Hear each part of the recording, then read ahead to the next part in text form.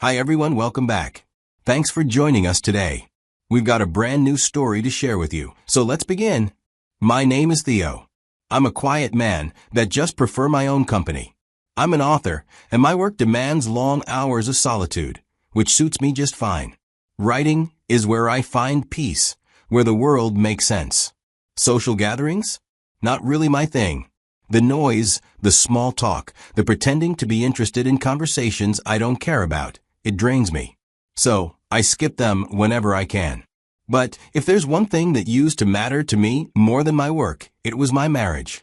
Notice I said used to. My wife, Lucy, and I have been married for a while, but if I'm being honest, we stopped being a real couple long ago. We didn't fight, at least not often. But we also didn't talk. We just existed under the same roof. Somewhere along the way, the love we once had got lost in the space between us. My wife, Lucy, is different from me. Outgoing, ambitious, always in the middle of things. She works in a high-paced industry, and her consulting job always seemed to need her more than I did. Late nights at the office became her norm, endless meetings, and business trips that stretched longer than necessary. At first, I asked questions. Why so late? Can't you finish up earlier at the office? When will we get time together? But the answer was always the same. Eventually, I stopped asking. I got tired of hearing excuses, and I just accepted the truth. She didn't have time for me because she didn't want to make time for me. I buried myself in my own world, writing, reading, enjoying the solitude that my work required. It was easier that way. Then, one evening, she brought up the company party. She didn't just invite me. She insisted I come. Said it would be good for me, a chance to meet some of the best minds in her industry, a networking opportunity. I wasn't interested in shaking hands with corporate types or pretending to care about their business strategies. I wasn't looking to expand my connections. But something about the way she pushed it made me pause. She wasn't just suggesting it. She was practically demanding it. And for the first time in a long time, it felt like she was making an effort. Maybe this was her way of trying to fix things, to pull me into her world the way I had always asked her to. A part of me that still wanted to believe our marriage could be salvaged, latched onto that thought. So, after some back and forth, I gave in. I told her I'd go. I wasn't exactly thrilled about it, but if there was even the smallest chance that this could be a step toward fixing things between us, I was willing to endure a few hours of forced smiles and polite conversation. At the time, I had no idea that agreeing to that party would be the first step toward the end of everything. We arrived at the venue looking like the perfect couple. Lucy had gone all out, wearing an elegant, form-fitting dress that made heads turn the moment we stepped in. I had put in the effort too, slipping into a tailored suit, even though I couldn't have cared less about making an impression. The party itself was everything you'd expect from a high-profile corporate event, grand, sophisticated, and filled with well-dressed professionals. It was a kind of event where people talked about stocks, mergers, and business strategies between sips of overpriced wine. Lucy wasted no time introducing me to her colleagues, and their reactions were almost identical, followed by polite curiosity. So you're Theo. Wow, we've heard so much about you, but it's great to finally meet you in person. I'd nod, shake hands, exchange a few pleasantries. It was obvious that my presence was somewhat of a novelty. I was the mysterious husband they had only heard about in passing, the man who never showed up to company gatherings. Some of them tried to probe, asking about my work, my books, my thoughts on whatever topic they assumed I'd be interested in. Surprisingly, I found myself engaging more than I expected. This night might actually be worth something. The evening had been going surprisingly well. I won't say I was enjoying myself, but I had settled into the atmosphere.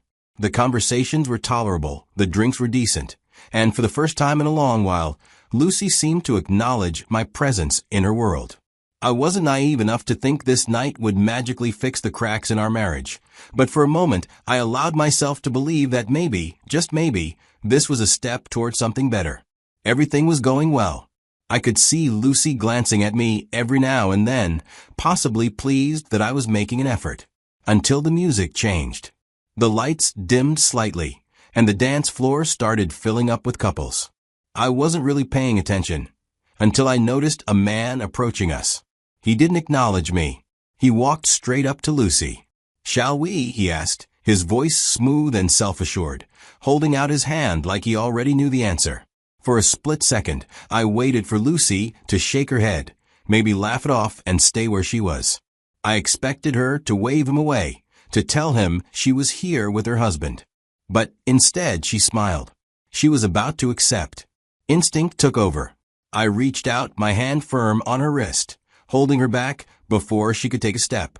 My voice was low, controlled. "You're not going anywhere." The man, Wilson, I would later learn, finally acknowledged my existence. He turned his head slightly, focusing on me. He didn't say anything at first. I held my ground. "If you want to dance with my wife, do things the right way. Or don't do them at all." That should have been the end of it. But it wasn't. Lucy turned to me, with an expression twisted in frustration and anger. "What the hell is wrong with you?" she snapped, jerking her arm away from my grip. "You're embarrassing me." I looked at her, shocked at what she just did. She turned back to Wilson, brushing past me like I was nothing more than an obstacle in her path. She was about to leave with him, right in front of me, with no shame, no hesitation. I felt something snap inside me. "If you move an inch, I will be forced to end this marriage." That was when Wilson finally reacted. He turned fully to face me, looking me dead in the eyes, and with a quiet, deliberate voice, he said, "You've always been a weakling, and you won't do anything." Then, without breaking eye contact, he reached for Lucy's hand, pulled her along, and just like that, she followed. I felt the weight of the humiliation pressing down on me, but I refused to give them the satisfaction of a reaction. I wouldn't be the fool who caused a scene at a party filled with her colleagues. Instead, I turned around and walked away, alone. When Lucy finally came home that night, I was still awake. I heard the front door open and the distinct sound of her heels clicking against the hardwood floor. I had already made up my mind about many things that night, yet sleep refused to come. A few minutes later, she stood in the doorway with her arms crossed. I expected her to offer a weak excuse or at least a simple explanation for her actions at the party. Instead, she launched straight into an angry tirade. I let her speak without interruption. "You embarrass me," she declared sharply, her eyes burning with resentment. "You made a scene for no reason, and then you just left. You abandoned me at my own work party."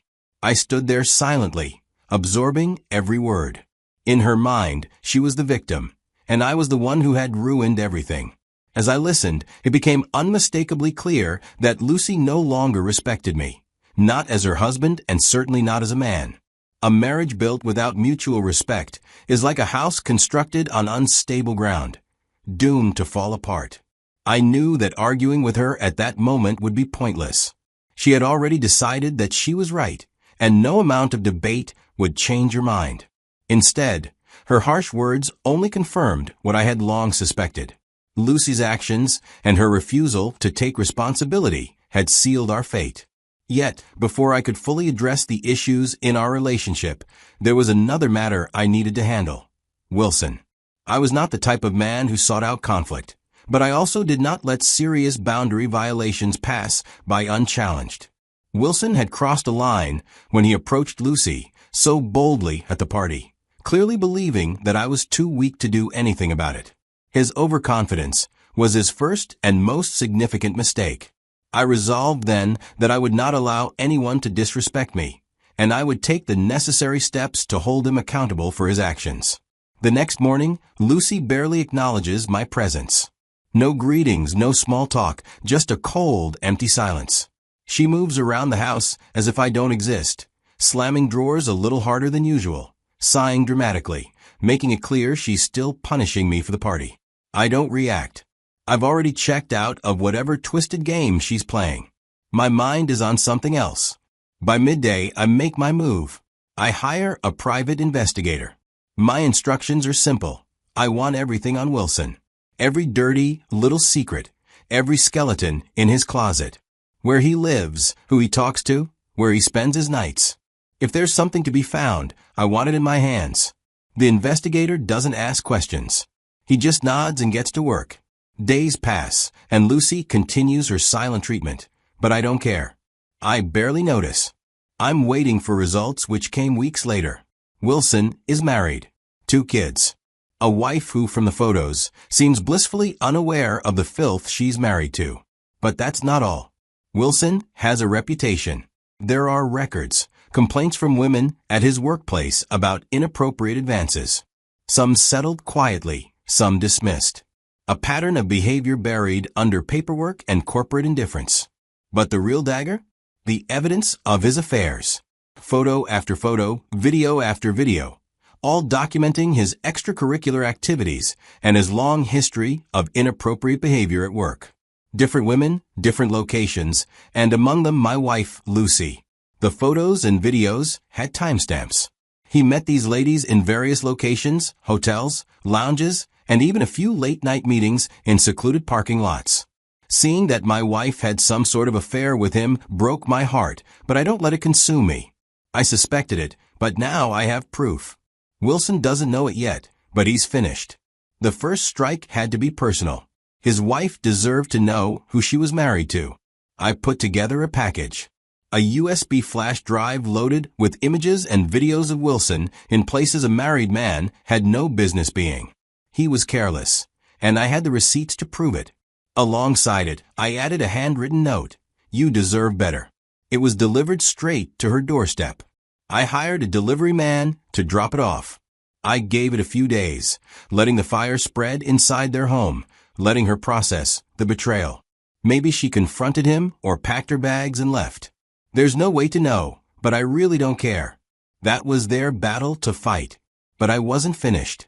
Wilson needed to lose more than just his marriage. His job was next. I started sending emails to his company's HR department.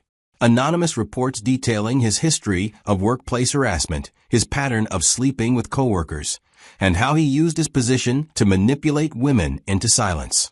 One email wouldn't be enough. No company acts on just one complaint.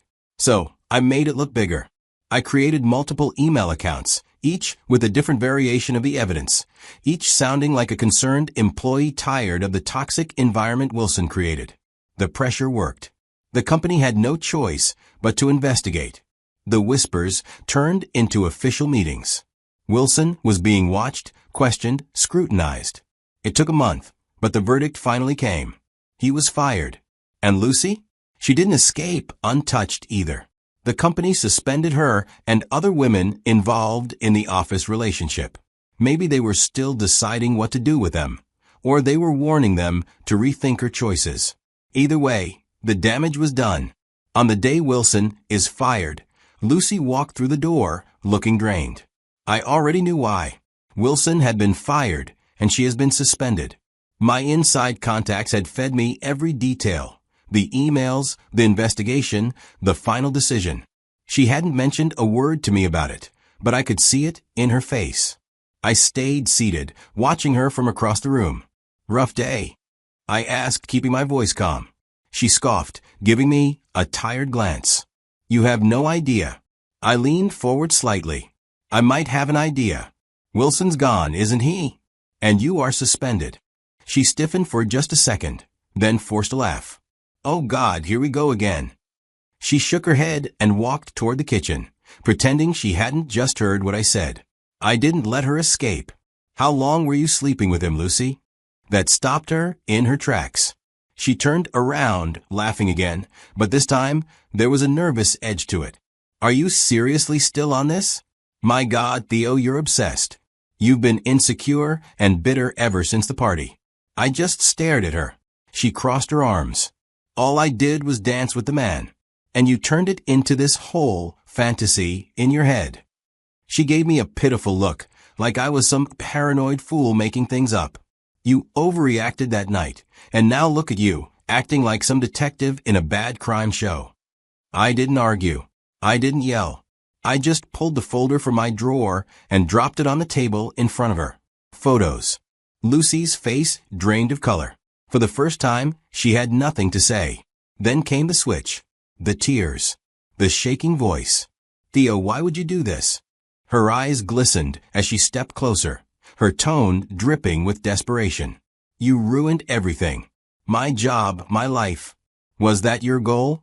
To destroy me. I let her rant. I let her blame me for exposing her, for digging up what she thought was safely hidden. The divorce papers will be ready soon, I said flatly.